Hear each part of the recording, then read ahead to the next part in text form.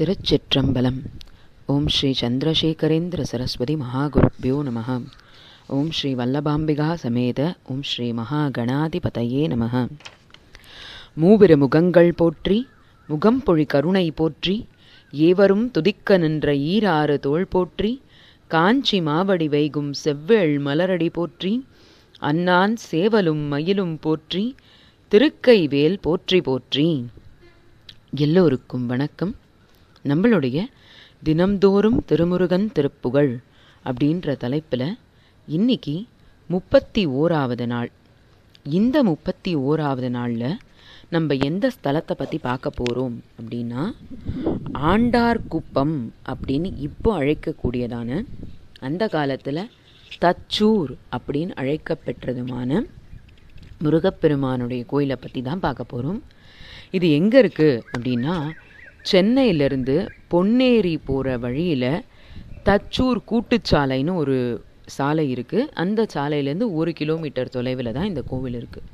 இன்னும் சுலபமாக சொல்லணும் அப்படின்னா, சிறுவாபுரி முருகன் கோவில் அப்படின்றது இந்த காலத்தில் ரொம்ப பிரபலம். எல்லாரும் செவ்வாய்க்கிழமையில் அந்த கோவிலுக்கு நிறைய பேர் பக்தர்கள் வர்றதை நம்மளால் பார்க்க முடியாது. அந்த கோவிலுக்கு போகிற பக்தர்கள் தவறாமல் இந்த கோவிலுக்கும் வரணும். ஏன்னா சிறுவாபுரி முருகன் கோவிலேருந்து ரொம்ப பக்கத்தில் இருக்குது இந்த கோவில். திருப்புகழ் பாடல் பெற்ற ஸ்தலம். அவ்வளவு அழகான முருகனுடைய கோவில் இது. இங்கே இருக்கிற முருகப்பெருமானை பார்த்தோம் அப்படின்னா, கிட்டத்தட்ட 4.5 5 அடி உயரம், நின்ற திருக்கோலத்தில் இருப்பார்.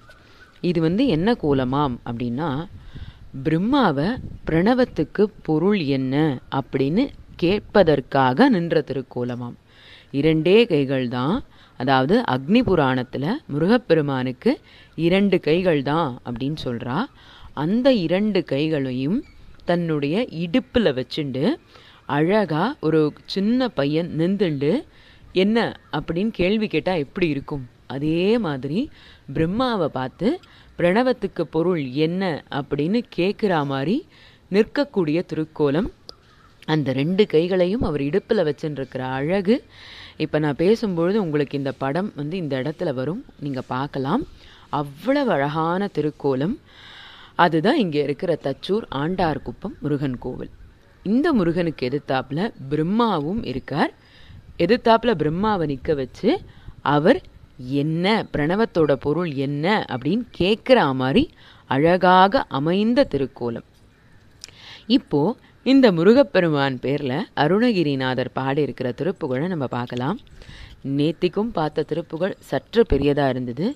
இன்றைக்கும் பார்க்குற திருப்புகழ் கொஞ்சம் பெரியதாக இருக்கே அப்படின்னு நீங்கள் கவலைப்பட வேண்டாம்.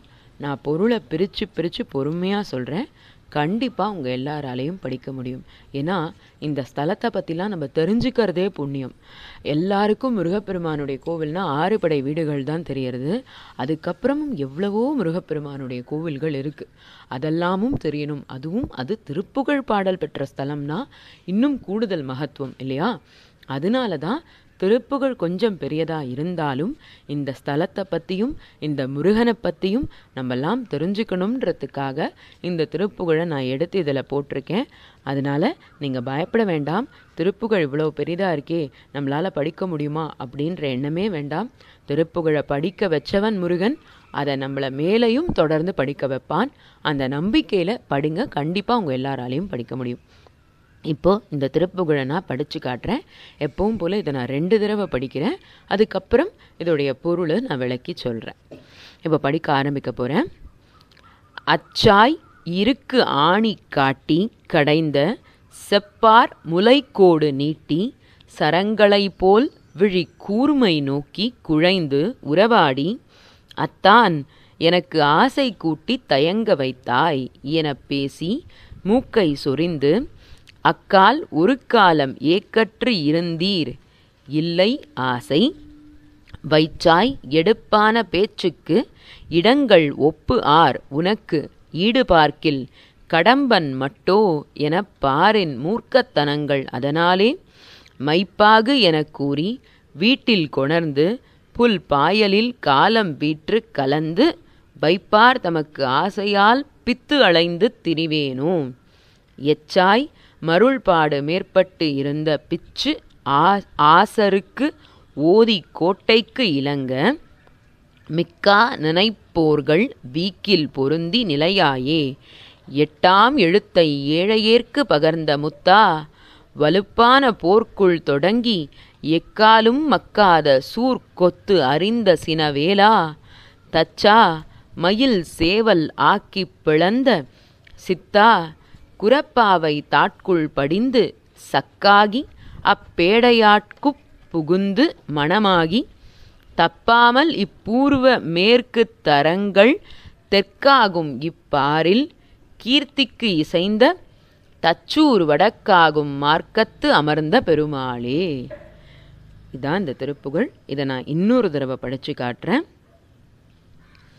அச்சாய் இருக்கு ஆணி காட்டி கடைந்த செப்பார் முலைக்கோடு நீட்டி சரங்களைப் போல் விழி கூர்மை நோக்கி குழைந்து உறவாடி, அத்தான் எனக்கு ஆசை கூட்டி தயங்க வைத்தாய் எனப் பேசி மூக்கை சொரிந்து, அக்கால் ஒரு காலம் ஏக்கற்று இருந்தீர் இல்லை ஆசை வைச்சாய், எடுப்பான பேச்சுக்கு இடங்கள் ஒப்பு ஆர் உனக்கு ஈடு பார்க்கில், கடம்பன் மட்டோ எனப் பாரின் மூர்க்கத்தனங்கள் அதனாலே, மைப்பாகு எனக் கூறி வீட்டில் கொணர்ந்து புல் பாயலில் காலம் விற்று கலந்து, வைப்பார் தமக்கு ஆசையால் பித்து அலைந்து திரிவேனோ, எச்சாய் மருள்பாடு மேற்பட்டு இருந்த பிச்சு ஆசருக்கு ஓதி கோட்டைக்கு இலங்க மிக்கா நினைப்போர்கள் வீக்கில் பொருந்தி நிலையாயே. எட்டாம் எழுத்தை ஏழையர்க்கு பகர்ந்த முத்தா, வலுப்பான போர்க்குள் தொடங்கி எக்காலும் மக்காத சூர்கொத்து அறிந்த சினவேலா, தச்சா மயில் சேவல் ஆக்கிப் பிளந்த சித்தா, குரப்பாவை தாட்குள் படிந்து சக்காகி அப்பேடையாட்குப் புகுந்து மணமாகி, தப்பாமல் இப்பூர்வ மேற்குத் தரங்கள் தெற்காகும் இப்பாரில் கீர்த்திக்கு இசைந்த தச்சூர் வடக்காகும் மார்க்கத்து அமர்ந்த பெருமாளே. இதுதான் இந்த திருப்புகழ். இந்த திருப்புகழ் பார்க்கறதுக்கு பெரிதாக தெரியும், ஆனால் பொறுமையாக படிச்சிங்கன்னா உங்களால் படிக்க முடியும். இப்போ இந்த பாடலுடைய அர்த்தத்தை பார்க்கலாம். அச்சாய் இருக்கு ஆணி காட்டி கடைந்த செப்பு ஆர் முலைக்கோடு நீட்டி அப்படின்னா, மிக வலிமை வாய்ந்ததும் அழுந்த பதிந்ததுள்ளதுமான இரும்பு ஆணி, ரொம்ப திடமாக இருக்கிற இரும்பு ஆணி எவ்வளவு ஆழமாக வலிமை அரங்கியிருக்குமோ அது போன்றதுமான கடைந்து எழுக்கப்பட்ட சிமிழ், அந்த சிமிழ் மாதிரி இருக்கிறதுமான மார்பகங்களை உடைய பெண்கள், அவர்களை பார்த்து வரக்கூடிய ஆசைகள், அது சரங்களை போல் விழிக்கூர்மை நோக்கி குழைந்து உறவாடி, அதாவது அவங்களுடைய விழிகள் அப்படியே ஒரு சரம் மாதிரி வந்து பாயும்பொழுது அதில் குழைந்து அவர்களோட உறவாடி, அத்தான் எனக்கு ஆசை கூட்டி தயங்க வைத்தாய், அத்தான் அப்படின்னு சொல்லி எனக்கு ஆசைகள் அதிகமாக வருது அப்படின்னு சொல்லி அதையும் பேச வைத்து அழகாக மூக்கை வருடி, அக்கால் ஒரு காலம் ஏக்கற்று இருந்தீர் இல்லை ஆசை வைச்சாய் எடுப்பான பேச்சுக்கு இடங்கள். அதாவது ஒரு காலத்தில் இப்போ நீ அழகா என் பேரில் ஆசைகள் வைத்திருந்தாய் அப்படின்னு சொல்லி அந்த ஆசைகளுக்கு இப்போ என்கிட்ட இடம் இல்லை அப்படின்னு நிந்தையான பேச்சுக்கு நீ இடம் தந்து விட்டாய். தேவையற்றதான பேச்சுகள், தேவையற்றதான ஆசைகள், அதுக்கெல்லாம் மனதிற்குள் இடம் கொடுத்து, ஒப்பார் உனக்கு ஈடு பார்க்கில் கடம்பன் மட்டோ என பாரின் மூர்க்கத்தனங்கள் அதனாலே மைப்பாகும் என கூறி, அதாவது யோசிச்சு பார்க்கும் பொழுது அந்த பெண்கள்லாம் பேசக்கூடிய வார்த்தைகள், அதாவது அழகான வார்த்தைகளை பேசி மயக்கி அவங்களுடைய வலைக்குள் நம்மளை விழ வைக்கிற மாதிரி பேசி யோசித்து பார்க்கும் பொழுது உனக்கு நிகரானவர்கள் யாரும் இல்லை, நீ யாருக்குமே நிகரில்லை, நீ இவ்வளவு அழகானவன், அவ்வளவு அழகானவன், இந்த உலகத்தில் உனக்கு உனக்கு சமம் யாருமே கிடையாது. அதாவது அந்த முருகன் கூட உனக்கு அழகு இல்லை அப்படின்னு அந்த பெண்கள்லாம் ஆசை வார்த்தைகள் பேசி அவங்க வலையில் என்னை விழ வைத்தால் அதில் நான் விழாமல் அவ்வளோ அழகாக பேசுவாங்களாம். அவ்வளோ அழகாக பேசி அந்த ஆசைக்குள்ளே நம்மளை இணங்க வைக்கிறது. அதை தான் இந்த இடத்துல சொல்கிறார். ஒரு ஒப்பாறு உனக்கு ஈடுபார்க்கில், உன்னோட ஒப்புன்னா கம்பேர் பண்ணி பார்க்கறது. கம்பேர் பண்ணி பார்க்கும்பொழுது உனக்கு ஈடு யாருமே இல்லைன்னு அழகழகாக பேசி அதுக்குள்ளே விழுவது போல் மூர்க்கத்தனங்கள் அப்படின்னு அதான் சொல்கிறார். ஏன்னா மூர்க்கத்தனங்கள்னா அந்த செயல்கள் தீயதையே விளைவிக்கும். அந்த மாதிரி பேசி அதில் விழ வைத்து வீட்டில் கொணர்ந்து புல்பாயில் காலம் வீற்று கலந்து, அதாவது அவங்க வீட்டுக்கு கூட்டிட்டு போய் பாயில் படுக்க வைத்து அவர்களோடு கலந்து, அப்படி இருந்தாலும் வைப்பார் தமக்கு ஆசையால் பித்து அலைந்து திரிவேனோ, அதன் பேரில் அதிகமான ஆசைகளை கொண்டு வந்து அதிலே விழுந்து கிடந்து விடுவேனோ, அந்த ஆசையிலேயே நான் மயங்கி விடுவேனோ அப்படின்னு கேட்குறார். எச்சாய் மருள்பாடு மேற்பட்டு இருந்த பிச்சு ஆசருக்கு ஓதி அப்படின்னு சொல்கிறார். அதாவது எல்லாத்துக்கும் கடைசியில் எஞ்சி நிற்கிறது. எச்சாய் அப்படின்னா, எச்சம் அப்படின்னா கடைசி அப்படின்னு அர்த்தம். அது இருக்கிறது என்ன பொருள் அப்படின்னா, மீதியாக என்ன இருக்குது, கடைசியாக என்ன இருக்குது அப்படின்னா, மயக்கம் கடந்தவராய், எல்லாத்துலேயும் மயக்கத்தை தாண்டி, மயக்கம்ன்றது கடைசி ஆசை, அந்த ஆசையையும் தாண்டி கடந்தவராய் இருப்பவரான சிவபெருமான் அவருக்கே உபதேசித்தவனே. எச்சாய் மருள்பாடு மேற்பட்டிருந்த பிச்சு ஆசருக்கு ஓதி. பிச்சு அப்படின்றது சிவபெருமானை குறிக்கக்கூடிய வார்த்தை. ஏன்னா அவரை தான் பித்தன் அப்படின்னு சொல்றா. அதனால பித்தராகிய சிவபெருமானுக்கே குருவாய் அமர்ந்தவன் அப்படின்னு சொல்றார். கோட்டைக்கு இலங்க மிக்கா நினைப்போர்கள் வீக்கி பொருந்தி நிலையாயே. கோட்டை அப்படின்றது இந்த இடத்துல எதை குறிக்கிறதுனா நம்மளுடைய மனசாம். அந்த மனசில் அதிகமாக யாரை உன்னை தியானிச்சுட்டே இருக்காங்களோ அந்த கோட்டைக்குள்ள நீ அடங்கி நிற்கின்றாய் அப்படின்னு சொல்கிறார். கோட்டைக்கு இலங்க மிக்கா நினைப்போர்கள்னா அதிகமாக யார் உன்னை நினைக்கிறாங்களோ அவங்களுடைய மனதிற்குள் நிற்பவனே வீக்கில் பொருந்தி நிலையாயே. எட்டாம் எழுத்தை ஏழையேற்கு பகர்ந்த முத்தா. எட்டா எழுத்துனா அந்த எழுத்தை அவ்வளவு சுலபத்தில் அடைஞ்சிடவே முடியாது.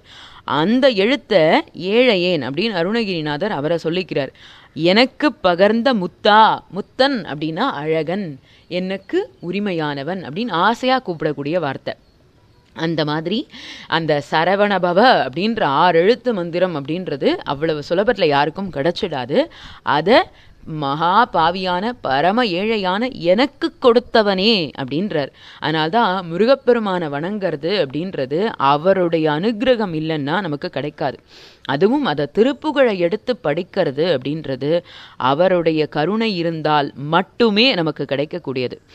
அதை எனக்கு கொடுத்தவனே வலுப்பான போர்க்குள் தொடங்கி எக்காலும் மக்காத சூர்கொத்து அறிந்த சினவேலா. வலுப்பான போர்க்குள்னா அந்த சூரசம்ஹாரம் போர் யுத்தம், அதில் சிவபெருமானுடைய மைந்தனான முருகப்பெருமான் அதற்குள் வந்து எக்காலும் மக்காத, அதாவது யாராலும் தகர்க்க முடியாத சூரனை கொத்து அறிந்த சினவேலா, கொத்த அழிச்சிட்டான். சூர பரம்பரை அப்படின்றதே ஒன்று இல்லவே இல்லை அப்படின்னு சொல்லி அறிந்தவன். சினவேலா அப்படின்னா கோபம் கொண்டு தன் வேலால் எரிந்து சூரபத்மனின் வேரை அறிந்தவன் அப்படின்னு அர்த்தம். தச்சா மயில் சேவல் ஆக்கி பிளந்த சித்தா. தச்சன் அப்படின்னா என்ன அர்த்தம்னா இந்த மர வேலை செய்கிறவங்கெல்லாம் தச்சன் அப்படின்னு சொல்லுவோம். ஏன்னா சூரபத்மன் கடைசியில் மரமாக தானே நின்றான். அப்படி மரமாக அவன் நிற்கும்பொழுது அந்த மரத்தை தானே அவர் வேலும் மயிலுமா மாற்றினார். எவ்வளவு அழகான வார்த்தை இல்லையா? ஒரு மரத்தை பிளக்கிறவனை தச்சன், பிளந்து அதில் அழகான சிலைகளை செய்கிறவனை தச்சன்னு சொல்கிறோம். அப்போ அருணகிரிநாதர் அந்த தமிழ் வார்த்தையை இங்கே எப்படி போட்டிருக்கார் பாருங்க. முருகப்பெருமான தச்சன்னு சொல்கிறார். ஏன்னா கடைசியில் மரமாக நின்றவன் சூரன், அவனை வேலும் மயிலுமாய் பிளந்தவனே. இருந்தாலும் நீ ஒரு சித்தன்னு சொல்கிறார். தச்சன்னும் சொல்லி தச்சா மயில் சேவலாக்கி பிளந்த சித்தா குரப்பாவை தாட்குள் படிந்து. குரப்பாவை அப்படின்னா வள்ளிதேவி. வள்ளிதேவியுடைய பாதத்தில் வருடி நிற்கின்றவன் முருகப்பெருமான்.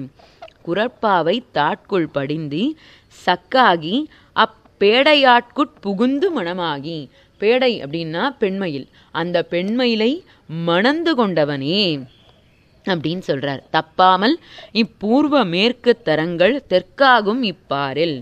பூர்வ மேற்கு தரங்கள் அப்படின்னா 4 திசைகளிலும், கிழக்கு மேற்கு வடக்கு தெற்கு, இந்த 4 திசைகளிலும் சூழப்பட்டதான இந்த உலகம், அதில் கீர்த்திக்கு இசைந்த, கீர்த்தினா புகழ், புகழால் அந்த காலத்துல இந்த ஸ்தலம் ரொம்ப பெரியதா பேசப்பட்டிருக்கு. இந்த தச்சூர் அப்படின்ற இடம் கீர்த்திக்கு இசைந்த தச்சூர் வடக்காகும் மார்க்கத்து அமர்ந்த பெருமாளே. தச்சூர் அப்படின்றது இந்த ஊரோட பெயர். அதுல வடக்கு திசை, ஏன்னா வடக்கு திசையில தான் முருகப்பெருமானுடைய இடம் இருக்கணுமாம். அத தச்சூர் அப்படின்ற இடத்துல வடக்கு மார்க்கத்தில் அமர்ந்த பெருமாளே, வடக்கு திசையில் அமர்ந்த பெருமாளே. மார்க்கம் அப்படின்னா வழி. ஸோ வடக்கு பக்கத்தை நோக்கி செல்லக்கூடியதான வழியில் அமர்ந்த பெருமாளே அப்படின்னு சொல்றார். பார்க்கறதுக்கு திருப்புகழ் பெரியதா தெரியும், ஆனா பொருளை உணர்ந்து படிங்க. ஏன்னா எவ்வளவு தவறு செய்தாலும் அதை நாம் திருத்தி கொண்டு நாம் வாழ நினைக்கணும் அப்படின்னு நினைக்கும் பொழுது நமக்கு இறங்கி ஆட்கொள்றவன் முருகப்பெருமான். அதனால்தான் இவ்வளவு அழகான திருப்புகழெல்லாம் அருணகிரிநாதர் நமக்கு சொல்லியிருக்கார். அதனால அதனுடைய அர்த்தத்தை தெரிஞ்சு படிங்க. கண்டிப்பா உங்க எல்லாராலையும் படிக்க முடியும். அந்த முருகப்பெருமான் பேர்ல நம்பிக்கையோட படிங்க. நம்ம 108வது நாள் மகாஸ்கந்த சஷ்டி அன்னைக்கு இத்தனை 108 திருப்புகழையும் நம்ம ஒரு தடவை சொல்லணும். அதுக்கு அந்த குமரக்கடவுள் வள்ளி மணவாளனுடைய அனுகிரகம் நமக்கு இருக்கணும். திருச்சிற்றம்பலம். நன்றி. நாளை மீண்டும் இன்னொரு திருப்புகழுடன் சந்திப்போம். வணக்கம். வெற்றிவேல் முருகனுக்கு அரோகரா.